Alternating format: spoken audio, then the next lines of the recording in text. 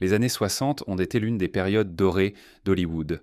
De 2001, l'Odyssée de l'espace à diamants sont éternels et de Laurence d'Arabie à Persona de Bergman. C'était une décennie pleine de classiques. Oui, tout comme Jules César, je ne le connaissais pas non plus. Et une grande partie de ce qui a fait leur grandeur réside dans les performances, et cela vaut aussi pour le théâtre, la radio et la télévision. Alors, pourquoi ne pas prendre un moment pour célébrer certaines des personnes derrière ces performances? Voici les 25 actrices les plus adorées des années 1960. Numéro 25, Marlène Dietrich. Née dans une famille allemande en 1901, Marie-Magdalene Dietrich est devenue la fière propriétaire des jambes les plus célèbres d'Hollywood. Dès son plus jeune âge, elle nourrissait une grande passion pour la musique. Dans les années 1920, elle captivait déjà les foules dans les cabarets de Berlin. C'est à cette époque que le réalisateur Joseph von Sternberg la découvre. Leur relation à la fois professionnelle et personnelle donna lieu à 7 films, offrant à chacun une carrière florissante à Hollywood. Que ce soit dans L'Ange bleu, Maroc, Blonde Vénus ou dans l'une de leurs autres collaborations, la principale préoccupation de von Sternberg semblait toujours être de trouver l'éclairage parfait pour sa star. Grâce à son perfectionnisme, Dietrich est devenue une légende vivante et son image exotique est restée emblématique même lorsqu'elle s'aventurait dans différents genres. Elle a joué dans des westerns comme Destroy Rides Again et des comédies telles que Une aventure de Peggy de Billy Wilder. Après la Seconde Guerre mondiale, Marlène Dietrich choisit de se concentrer principalement sur sa carrière de chanteuse et de performeuse. Ses derniers rôles importants au cinéma incluent Témoin à charge et Jugement à Nuremberg. Bien qu'elle ait orienté son attention sur les performances en direct, l'impact de Dietrich sur le cinéma et la culture populaire reste indélébile, son héritage continuant à inspirer les artistes et les divertisseurs du monde entier. Numéro 24. Doris Day. Le parcours de Doris Day vers la célébrité a été assez inhabituel.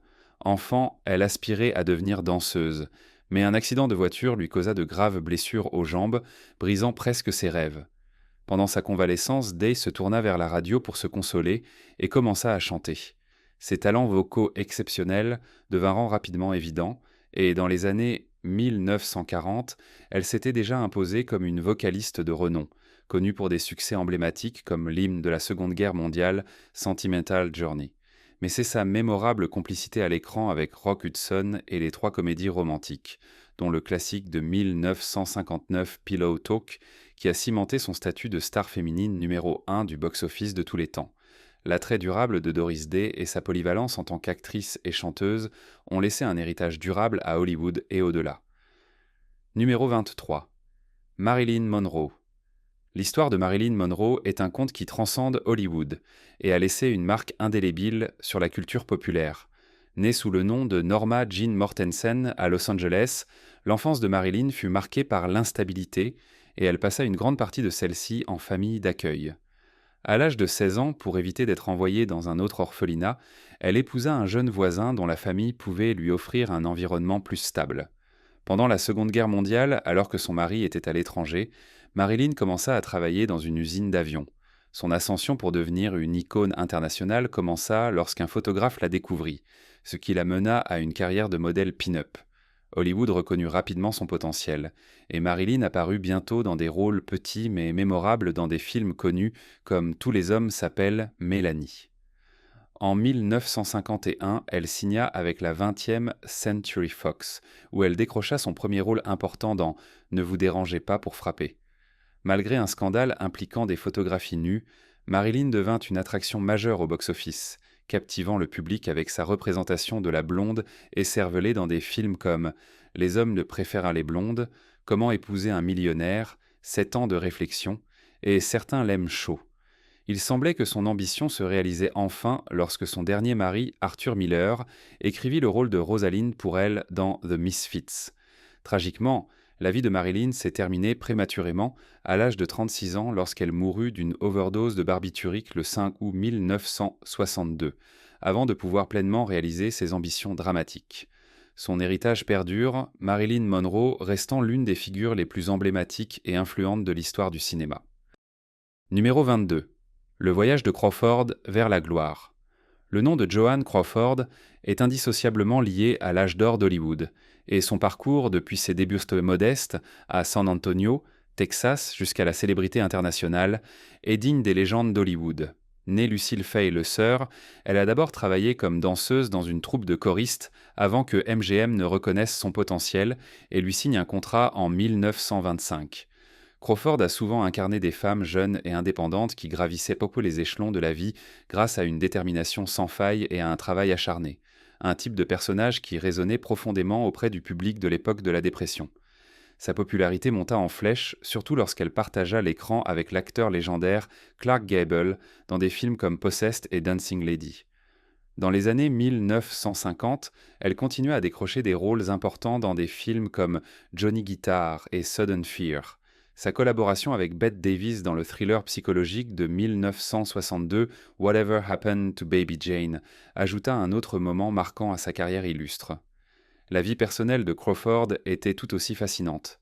Elle adopta 5 enfants, dont l'une d'elles, Christina, décrivit de manière fameuse le comportement prétendument abusif de sa mère dans le mémorandum controversé Mommy Dearest. Numéro 21. Bette Davis, l'icône. Bette Davis, souvent considérée comme la deuxième plus grande star féminine de l'histoire d'Hollywood par l'American Film Institute, arriva à Los Angeles au début des années 1930. Au début, ses talents restaient inconnus, mais Warner Brothers reconnut son potentiel et lui signa un contrat à long terme. Davis prouva rapidement ses capacités en incarnant des personnages forts et souvent émotionnellement complexes. Presque immédiatement, elle commença à recevoir des critiques élogieuses, et en 1935, elle remporta son premier Oscar pour sa performance dans Dangerous. Sa gamme impressionnante en tant qu'actrice lui assura un succès continu dans les années 1950 avec des films comme The Masterpiece et All About Eve. Hors écran, Davis était renommée pour sa forte personnalité, capable de s'opposer à ses costards, aux journalistes et même aux dirigeants de studio. Bette Davis laissa une empreinte durable sur Hollywood, apparaissant dans plus de 100 productions tout au long de sa carrière. Numéro 20, le talent polyvalent d'Irene Dunne. Irene Dunne, affectueusement surnommée Denis parmi ses amis et sa famille, commença sa carrière en tant que chanteuse. Sa belle voix de soprano parfaitement entraînée lui servit de passeport pour Broadway. Et bien qu'elle tournait avec la comédie musicale Showboat, des recruteurs de talent de RKO la découvrirent, malgré le fait qu'elles aient déjà plus de 30 ans. Le talent remarquable et polyvalent de Dunne lui valut 5 nominations aux Oscars pour ses rôles dans Cimarron, Theodora Goes Wild, The Awful Truth, Love Affair et I Remember Mama. Étonnamment, elle ne décrocha jamais une victoire à l'Oscar, ce qui amena beaucoup à la considérer comme l'une des plus grandes actrices à ne jamais avoir reçu cet honneur tant convoité. Cary Grant, son partenaire fréquent à l'écran, tenta d'expliquer cette négligence en disant « Elle était tellement bonne qu'elle faisait paraître la comédie facile ». Néanmoins, Irene Dunne elle-même semblait indifférente au manque de reconnaissance officielle, comme en témoigne sa citation la plus célèbre « Le jeu d'acteur n'est pas tout, vivre l'est ». Numéro 19. Rivalité et succès de Joan Fontaine. Joan Fontaine, dans son autobiographie, affirmait qu'elle et sa sœur, tout aussi célèbre, Olivia de Havilland, savaient depuis leur enfance qu'elle deviendrait actrice. Bien qu'Olivia soit entrée dans l'industrie en premier, Joan la suivit rapidement, et cette rivalité fraternelle devint l'une des plus célèbres de l'histoire du cinéma. Leur rivalité atteignit son apogée lors de la cérémonie des Oscars de 1942. Lorsque les deux sœurs furent nominées pour le prix de la meilleure actrice, et Joan, la plus jeune des deux, repartit avec l'Oscar pour son rôle dans Suspicion d'Alfred Hitchcock. Joan Fontaine a joué dans des productions notables telles que Rebecca, Letter from an Unknown Woman, The Women et Jane Eyre. Son dernier film fut The Witches en 1966. Par la suite, elle se tourna vers Broadway et finit par prendre sa retraite dans sa villa à Carmel. L'héritage de Fontaine témoigne de son talent exceptionnel et de sa capacité à surmonter les défis personnels et professionnels. Numéro 18. L'ascension de Lauren Bacall vers la célébrité. Betty Joan Persky, mondialement connue sous le nom de Lauren Bacall, était la fille d'immigrants juifs à New York. Elle commença sa carrière en tant que mannequin. Une rencontre fortuite avec l'épouse du réalisateur Howard Hawks changea sa vie à jamais. Après un test d'écran réussi, Bacall fut choisi pour To Have and Have Not en 1944, film qui propulsa la jeune de 19 ans vers la célébrité et la fit rencontrer Humphrey Bogart, qui, à 45 ans, deviendrait bientôt son mari. Le couple iconique partagea l'écran dans 3 autres films, The Big Sleep, Dark Passage et Key Largo. La carrière de Bacall atteignit de nouveaux sommets dans les années 1950. Elle joua dans Return on the Wind de Douglas Sirk, covedette avec son ancien camarade de classe Kirk Douglas dans Young Man with a Horn, et tenta sa chance dans des comédies comme How to Marry a Millionaire et Designing Woman. Tragiquement, Bogart mourut du cancer en 1957, juste avant la sortie de Designing Woman. Après sa mort, Bacall partagea son temps entre le cinéma et le théâtre. Parmi ses rôles notables plus tard, on peut citer Murder on the Orient Express en 1974 et Dogville en 2003. Eh bien, c'est tout un événement, je dois dire. C'est quelque chose que je n'avais pas prévu. Tout au long de sa carrière illustre, Bacall laissa une empreinte indélébile sur Hollywood et Broadway, devenant un symbole d'élégance intemporelle et de talent. Numéro 17. La carrière légendaire d'Ingrid Bergman. Ingrid Bergman, originaire de Suède, fut l'une des actrices les plus célébrées d'Hollywood, laissant une marque indélébile sur l'industrie. Au cours de sa carrière légendaire, elle remporta 2 Oscars de la meilleure actrice, décernés pour ses performances exceptionnelles dans Anastasia et Gaslight. La collaboration de Bergman avec Alfred Hitchcock se poursuivit avec des films notables tels que Notorious et Under Capricorn, mettant encore en valeur sa polyvalence d'actrice. En 1948, elle incarna Jeanne d'Arc, démontrant sa capacité à endosser des rôles divers et complexes. Ses performances dans ces films consolidèrent son statut de talent majeur à Hollywood. La capacité de Bergman à transmettre des émotions profondes et de la complexité dans ses personnages la rendait particulièrement appréciée des réalisateurs et du public. Plus tard, Bergman se rendit en Italie pour travailler avec le réalisateur Roberto Rossellini sur Stromboli. C'est durant cette période que Bergman et Rossellini tombèrent amoureux. Elle prit la décision audacieuse de quitter son mari et sa fille, épousant finalement le réalisateur. Tragiquement, le 29 août 1982, le jour de ses 67 ans, elle mourut du cancer. L'héritage d'Ingrid Bergman perdure à travers son œuvre remarquable et l'impact durable qu'elle a eu sur le cinéma. Numéro 16. La polyvalence de Claudette Colbert. Née Émilie Claudette Chauchon à Saint-Mandé, France, Claudette Colbert a eu un impact significatif tant sur Broadway que sur le grand écran. En 1906, à l'âge de 3 ans, Colbert et sa famille ont déménagé aux États-Unis. Bien qu'elle ait commencé sa carrière à Broadway, l'avènement du son au cinéma l'a conduite à se tourner vers le monde du cinéma. Cependant, un moment crucial de sa carrière est survenu lorsqu'elle a été prêtée à Columbia Pictures pour jouer dans It Happened One Night de Frank Capra. Cette comédie n'a pas seulement surpris toute l'industrie cinématographique, mais a également marqué l'histoire en devenant le premier film à rafler les 5 grandes catégories des Oscars, avec Colbert remportant l'Oscar de la meilleure actrice. Colbert a continué d'exceller dans son métier en tant que star principale, passant à une carrière en freelance, ce qui lui a donné la liberté de choisir ses rôles avec sagesse. Sa polyvalence s'est illustrée dans des films comme l'original Imitation of Life, Drums Along the Mohawk de John Ford, The Palm, Beach Story de Preston Sturges et 2 superbes drames de guerre, So Proudly We Hail et Since You Went Away. Dans les années 1950, elle se retire de l'industrie cinématographique pour se concentrer sur des rôles à la télévision et sur scène. Numéro 15. L'héritage cinématographique de Katharine Hepburn. Katharine Hepburn est rien de moins qu'une légende cinématographique. Elle détient le record du plus grand nombre de victoires aux Oscars dans toutes les catégories d'acteurs et a été saluée comme la star féminine la plus importante de l'histoire du cinéma américain, portant souvent le titre de première dame du cinéma. Sa force et son indépendance étaient profondément ancrées dans son éducation progressiste. Sa mère était une féministe influente et son père, médecin, a contribué à sensibiliser le public aux maladies vénériennes dans les années 30-30. Elle a marqué de manière indélébile l'industrie cinématographique avec des rôles mémorables dans des films comme Bringing Up Baby, Holiday et Stage Door. Cependant, sa popularité a fini par diminuer et elle a été surnommée « Poison pour le box-office » dans les années 440. Hepburn a connu un retour remarquable avec le film The Philadelphia Story, sa 4e et dernière collaboration avec Cary Grant. Ce film a revitalisé sa carrière et a préparé le terrain pour ses futurs succès.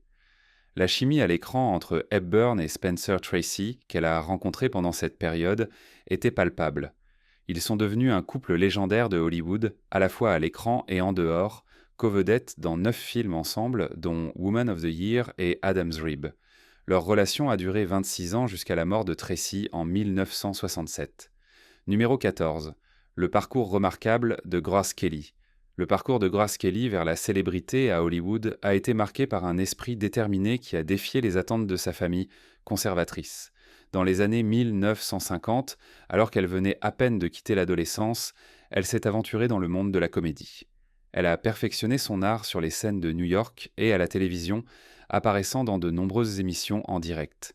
Son point de départ a été lorsqu'elle a obtenu un rôle principal aux côtés de Clark Gable dans le film Mogambo de 1953. La carrière de Kelly au cinéma fut relativement courte mais profondément marquante. Elle s'est retrouvée parmi les actrices favorites du légendaire Alfred Hitchcock, travaillant avec lui dans des films tels que Rear Window, Dial M for Murder et To Catch a Thief.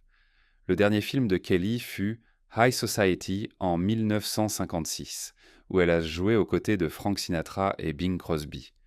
À l'âge de 26 ans, Grace Kelly prit la décision historique de se retirer de l'écran d'argent pour épouser le prince régnier de Monaco, avec qui elle eut 3 enfants. Sa transformation de star d'Hollywood en princesse de Monaco a captivé le monde. Tragiquement, en 1982, à l'âge de 52 ans, elle perdit la vie dans un accident de voiture après avoir subi un accident vasculaire cérébral alors qu'elle conduisait. L'héritage de Grace Kelly perdure, étant rappelé pour sa beauté stupéfiante, son talent remarquable et le conte de fées qui a défini sa vie. Numéro 13. Les performances iconiques de Vivien Leigh. Née de parents britanniques en Inde, Vivien Leigh est devenue célèbre en incarnant 2 icônes du Sud à l'écran. Sa prestation en tant que Scarlett O'Hara dans le légendaire Autant en emporte le vent et son rôle de Blanche Dubois dans un tramway nommé Désir d'Elia Kazan lui ont valu 2 Oscars de la meilleure actrice. Cette beauté iconique a également connu une carrière longue et fructueuse dans le monde du théâtre. Aux côtés de son second mari, le célèbre acteur Laurence Olivier, Leigh a brillé dans d'innombrables pièces et a joué dans 3 films britanniques, Fire Over England, 21 Days Together et That Hamilton Woman. Bien que son passage à Hollywood lui ait offert moins d'opportunités de montrer son talent, 2 de ses rôles se distinguent. D'abord en tant que la captivante ballerine Mira dans le film romantique de guerre Waterloo Bridge, et ensuite en tant que la divorcée d'âge moyen et séduisante dans Ship of Fools de Stanley Kramer, qui marqua finalement sa dernière apparition à l'écran. Tout au long de sa vie adulte, Vivien Leigh a lutté contre le trouble bipolaire et la tuberculose. Tragiquement, la tuberculose a emporté sa vie en 1967 à l'âge de 53 ans. L'héritage de Vivien Leigh est défini par son talent extraordinaire, son esprit indomptable et les personnages inoubliables qu'elle a incarnés. Maintenant, passons à un sujet plus doux. Vous ne reconnaîtrez peut-être pas cette femme. C'est parce qu'elle était une énorme star du théâtre et, malheureusement, il n'y a pas beaucoup de vidéos des performances théâtrales des années 60. Ce que nous avons, ce sont les films et les émissions de télévision, qui sont immortels. Mais la nature éphémère du théâtre fait que l'héritage de cette dame est perdu avec le temps. Pourtant, à son époque, elle était l'une des stars les plus adorées du théâtre, adorée par le grand public. Malheureusement, elle n'a jamais réussi à se tourner vers le cinéma ou la télévision, et, encore plus tragiquement ces dernières années, elle a eu des difficultés financières, n'ayant d'autre choix que de vendre des images sur des services comme OnlyFans et LoyalFans. Mais bon, c'est la vie. Comme toujours, faites-nous part de vos pensées dans la section des commentaires ci-dessous en utilisant le hashtag #SweetTopic. Numéro 12. Le parcours cinématographique de Susan Hayward. Susan Hayward, l'actrice aux cheveux roux et au tempérament de feu, originaire de Brooklyn, a commencé sa carrière comme mannequin avant de se lancer dans la comédie. En 1937, elle fit le grand saut vers la côte ouest avec l'espoir d'obtenir le rôle tant convoité de Scarlett O'Hara dans Autant en emporte le vent. Bien qu'elle n'ait pas décroché ce rôle, sa détermination n'a jamais faibli. Elle a obtenu des critiques élogieuses pour ses performances dramatiques dans des films tels que Smash Up, The Story of a Woman, With a Song in My Heart, I'll Cry Tomorrow et, plus particulièrement, pour son rôle de la prostituée condamnée Barbara Graham dans I Want to Live. Cette performance exceptionnelle lui valut l'Oscar, qui devint le couronnement de sa carrière. Tragiquement, la vie de Susan Hayward fut écourtée en 1975 lorsqu'elle succomba à un cancer du cerveau à l'âge de 57 ans. On a émis l'hypothèse que sa maladie pourrait être due à son exposition à la radioactivité lors du tournage de The Conqueror, près de St. George, dans l'Utah, une zone où le gouvernement avait effectué des tests nucléaires. De manière choquante, de nombreux membres de l'équipe du film, dont John Wayne, ont également perdu la vie à cause de cette même maladie. L'héritage de Hayworth perdure à travers ses performances mémorables et la force qu'elle a montrée tant à l'écran qu'en dehors. Numéro 11. Rita Hayworth, la déesse de l'amour. Tous les hommes que j'ai jamais connus sont tombés amoureux de Gilda et se sont réveillés avec moi. Cette citation iconique résume parfaitement la vie de la déesse de l'amour à l'écran, qui, en réalité, était une femme timide et sensible. Née Margarita Carmen Cancino en 1918, de parents danseurs professionnels, la mère de Rita espérait qu'elle devienne actrice, tandis que son père souhaitait qu'elle suive ses pas de danseuse. Étonnamment, les deux souhaits se sont réalisés. Elle a brillé à l'écran dans plus de 60 films, dont le film noir par excellence Gilda, ainsi que dans les comédies musicales bien aimées Cover Girl et You Were Never Love Liar, où elle dansait aux côtés de légendes comme Gene Kelly et Fred Astaire. Dans sa vie personnelle, Hayworth a connu 2 mariages, d'abord avec le célèbre réalisateur Orson Welles, puis avec le prince Ali Khan, devenant ainsi la première star de cinéma à se transformer en princesse, un titre qui précéda celui de Grace Kelly. L'histoire de Rita Hayworth prit un tournant sombre lorsqu'elle décéda en 1987 des complications de la maladie d'Alzheimer. Numéro 10. L'héritage gracieux d'Audrey Hepburn. Audrey Hepburn, bien que surtout reconnue comme une icône de la mode, et la charmante Holly Golightly de Breakfast at Tiffany's, avait une profondeur et une portée bien au-delà de ce que le public pourrait imaginer. Née en Belgique, elle n'a pas seulement marqué l'écran d'argent, mais a également joué un rôle important dans l'histoire, en aidant la résistance néerlandaise pendant la Seconde Guerre mondiale et en se forgeant une réputation en tant que l'une des humanitaires les plus dévouées de l'histoire d'Hollywood. Sa percée est survenue avec un rôle principal dans Roman Holiday de William Wyler, faisant d'elle la première actrice à remporter un Oscar, un BAFTA et un Golden Globe pour le même film. Oui, je me suis enfui hier soir de l'école. Le talent d'Hepburn transcendait les genres. Elle a montré sa compétence dans des comédies comme Charade et Love in the Afternoon, a excellé dans des drames comme Wait Until Dark et The Children's Hour, a montré sa grâce dans des comédies musicales tout en dansant aux côtés de Fred Astaire dans Funny Face et s'est même aventurée dans les westerns avec The Unforgiven. Avec le temps, elle s'est progressivement éloignée des projecteurs d'Hollywood pour se consacrer aux régions pauvres de l'Afrique, assumant le rôle d'ambassadrice de bonne volonté pour l'UNICEF. Le parcours remarquable d'Audrey Hepburn a pris une tournure poignante lorsqu'elle est décédée d'un cancer en Suisse à l'âge de 63 ans. Numéro 9. L'attrait intemporel de Greta Garbo. Tout comme sa collègue actrice suédoise Ingrid Bergman, Greta Garbo a d'abord attiré l'attention d'un magnate d'Hollywood grâce à son travail remarquable dans son pays natal. Elle est laissée monter en popularité chez MGM durant l'ère du cinéma muet, avec Flesh and the Devil qui l'a propulsée à la renommée internationale. Sa transition vers les films parlants s'est faite sans accroc, marquée par ses performances dans Anna Christie en 1930 et Romance. Quel bonheur d'être heureux sans raison. Ses rôles ont non seulement mis en valeur son talent, mais lui ont aussi valu la reconnaissance de l'Académie. En 1932, Garbo était devenue si populaire qu'elle jouissait d'un niveau d'influence rare sur ses personnages dans le vieux Hollywood. Connue pour son aversion à la publicité, Garbo a choisi de prendre sa retraite à l'âge de 35 ans. Elle ne s'est jamais mariée, ni eu d'enfant. Malgré sa retraite précoce, l'héritage de Greta Garbo perdure, ses films continuant d'être célébrés, et son influence se fait sentir dans le monde du cinéma et de la mode. Son personnage énigmatique et ses performances intemporelles garantissent qu'elle reste une icône du Hollywood classique. Numéro 8. La voix inoubliable de Judy Garland. Dès ses débuts dans le vaudeville, la voix de Judy Garland était son atout le plus précieux. Née Frances Ethel Gum, elle a entamé son parcours à Hollywood à l'âge tendre de 13 ans. Au début, MGM a eu du mal à lui trouver des rôles adaptés, mais finalement, ils lui ont trouvé une place dans une série de comédies musicales joyeuses aux côtés de Mickey Rooney, dont des classiques comme Babes in Arms et plusieurs films bien aimés d'Andy Hardy. Tout au long de sa carrière, Garland est apparu dans plus de 20 films pour MGM, mais aucun n'était aussi emblématique que The Wizard of Oz. Pour son travail dans The Wizard of Oz, elle a reçu le prix Juvenile Award de l'Académie, et en 1954, elle a remporté le prix de la meilleure actrice pour A Star is Born. Malheureusement, la vie personnelle de Garland a été marquée par des défis, notamment 4 mariages, des problèmes de confiance en soi et une lutte contre la dépendance aux barbituriques, ce qui a tragiquement conduit à sa mort prématurée à l'âge de 47 ans en 1969. Son héritage, cependant, demeure intact. Les contributions de Judy Garland au cinéma et à la musique ont laissé une marque indélébile sur l'industrie du divertissement, et sa voix continue d'inspirer de nouvelles générations de performeurs et de spectateurs.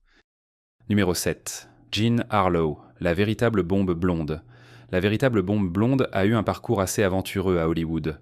Fugueuse à l'âge de 16 ans de Kansas City, elle s'enfuit avec l'homme d'affaires Charles McGrew et le jeune couple s'installe à Los Angeles.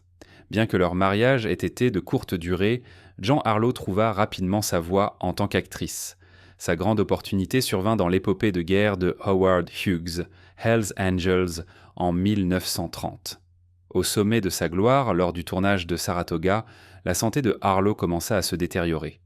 Elle avait lutté contre la fièvre scarlatine lorsqu'elle était adolescente, et cette expérience pourrait avoir contribué à la maladie rénale qu'elle affrontait désormais. Tragiquement, le 7 juin 1937, à l'âge de seulement 26 ans, la bien-aimée actrice succomba à un œdème cérébral causé par l'urémie.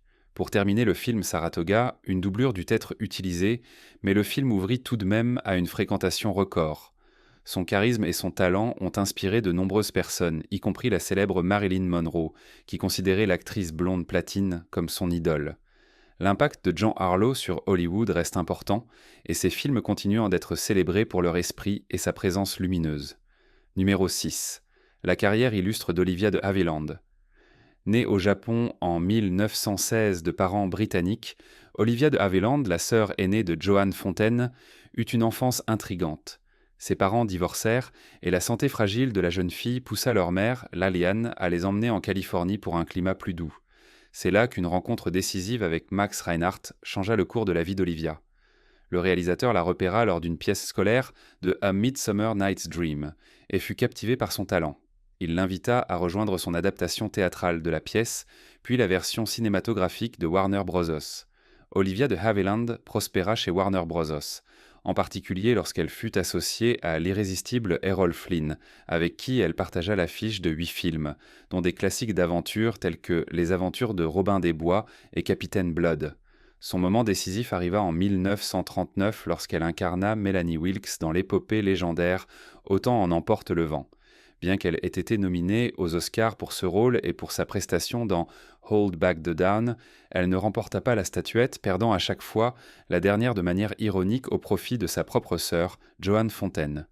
Cependant, Olivia obtint finalement 2 Oscars pour ses performances dramatiques exceptionnelles dans To Each His Own, 1946, et L'Héritière, 1949. En 1960, à l'âge de 44 ans, elle prit une décision qui changea sa vie, déménager à Paris. La carrière illustre d'Olivia de Havilland s'étendit sur plus de 5 décennies et ses contributions au cinéma et aux droits légaux des acteurs restent une partie significative de l'histoire d'Hollywood. Numéro 5. Elizabeth Taylor, l'icône aux yeux violets d'Hollywood. Elizabeth Taylor, avec ses yeux violets envoûtants, commença son parcours à Hollywood en tant qu'enfant prodige de la MGM. Mais il ne fallut pas longtemps avant qu'elle n'évolue vers des rôles plus matures qui allaient définir sa carrière illustre. Dans les années 1950, elle brilla sur grand écran aux côtés de grandes stars comme Montgomery Clift et Rock Hudson dans le brillant A Place in the Sun de George Stevens. Sa prestation dans l'épopée Giant consolida davantage sa place dans le panthéon d'Hollywood. À la fin de la décennie, la carrière de Taylor atteignit de nouveaux sommets lorsqu'elle fut nommée aux Oscars pour sa prestation captivante en tant que l'épouse négligée de Paul Newman dans La chatte sur un toit brûlant. Bien que la vie de Taylor en dehors de l'écran ait été marquée par l'extravagance, ses compétences pendant l'écran étaient remarquables. Elle décrocha 2 Oscars, d'abord pour Butterfield 8, puis pour Qui a peur de Virginia Woolf. De plus, elle était une humanitaire passionnée, contribuant activement à la recherche sur le sida et à divers projets caritatifs. Malgré une vie marquée par des problèmes de santé, Elizabeth Taylor, la dernière grande star introduite par le système des studios, a marqué Hollywood à jamais. Son héritage perdure à travers ses films et ses efforts philanthropiques, faisant d'elle une figure intemporelle de l'histoire cinématographique. Numéro 4. Barbara Stanwyck, l'étoile polyvalente d'Hollywood. L'histoire de la vie de Barbara Stanwyck ressemble à un scénario de Hollywood. D'une enfance tumultueuse en tant qu'orpheline pauvre à un mariage marqué par les abus et l'alcoolisme, son parcours vers la célébrité a été rien de moins que remarquable. Beaucoup ont même vu sa vie comme l'inspiration pour le film de 1937 A Star is Born, en raison des similitudes frappantes. Bien que certains de ses contemporains aient acquis un statut plus emblématique avec le temps, il est indéniable que Stanwyck était l'actrice la plus polyvalente et talentueuse de son époque. Elle avait une capacité extraordinaire à incarner une large gamme de personnages à l'écran. Ce qui est vraiment remarquable, c'est qu'elle a accompli tout cela sans dépendre du système des studios. Stanwyck était une force forte et indépendante à Hollywood. Pourtant, malgré son incroyable talent, elle n'a jamais remporté un Oscar compétitif, un fait que l'Académie a tenté de corriger en lui décernant un prix honorifique bien mérité en 1982. La carrière illustre de Barbara Stanwyck s'est étendue sur plus de 60 ans, au cours desquels elle a joué dans plus de 80 films. Elle a gagné sa place en tant que légende d'Hollywood et source d'inspiration pour les acteurs du monde entier, démontrant que le travail acharné et le talent pouvaient surmonter même les débuts les plus difficiles. Numéro 3. Ginger Rogers, dansant dans l'histoire. Comme le dit le proverbe, Ginger Rogers a fait tout ce que Fred Astaire a fait, sauf en arrière et en talons hauts. Mais c'est sa collaboration avec le légendaire Fred Astaire qui a véritablement défini l'âge d'or d'Hollywood. De leur première collaboration envoûtante dans Flying Down to Rio en 1933 à leur dernier acte gracieux dans The Barclay of Broadway en 1949, Ginger et Fred sont devenus le symbole par excellence de la magie cinématographique de cette époque.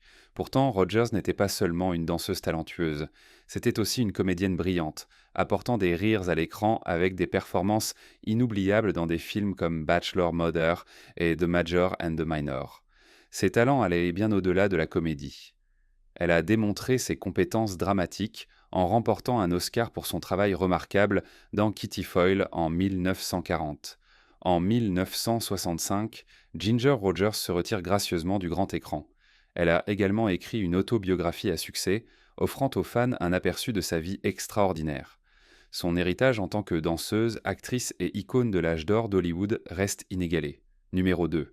Rosalind Russell, la reine de la comédie.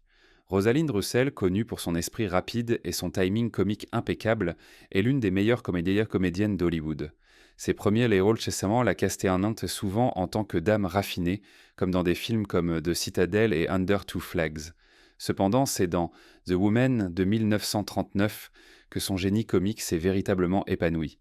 Son interprétation de Sylvia Fowler dans cette comédie entièrement féminine était tout simplement emblématique.